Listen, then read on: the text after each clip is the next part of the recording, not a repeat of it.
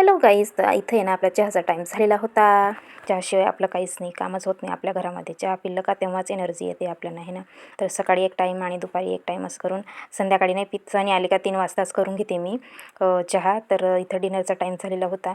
मग म्हटलं आता बनवूया, खिचडीच बनवूया, साधे सोपे हे की नाही. तर संध्याकाळची वेळ झाली होती. म्हटलं आता जे पण फ्रीजमध्ये पडलेले होते भाज्या तेवढ्या घेतल्या आणि पनीर होतं थोडंसं टाकलं. मग तेवढंच ॲड करून भाज्या बनवून आपलं खिचडी बनवून घेतलेली. आणि मग म्हटलं आणि म्हणे की खिचडीसोबत काय देशील. म्हटलं आता खिचडीसोबत आपण पप्पांना विचारू असं.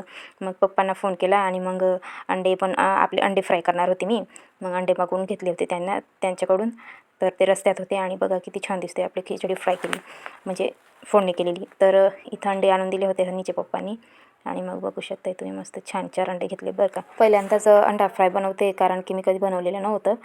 तर मला जसं जमतं आहे तसंच केलेलं. मला जेवढं येतं आहे तेवढंच, मी कुठं बघितलं नाही आहे अंडा फ्राय कसं करतात. तर म्हटलं आता अंडे आपले बॉईल झाले का मग नंतर मग फ्राय करायला लागेल, कारण की इथं होत होते फ्राय. आणि इथं बघू शकताय तुम्ही, मस्त आपलं हळद आणि लाल तिखट टाकलेलं, थोडासा मसाला टाकलेला इथं. आणि फ्राय करून देते, कारण की आणीला जोरात भूक लागली, दोघांनाही भूक लागलेली होती. म्हटलं आता पटपट आपल्या एक साईडला खिचडी झालेलीच होती.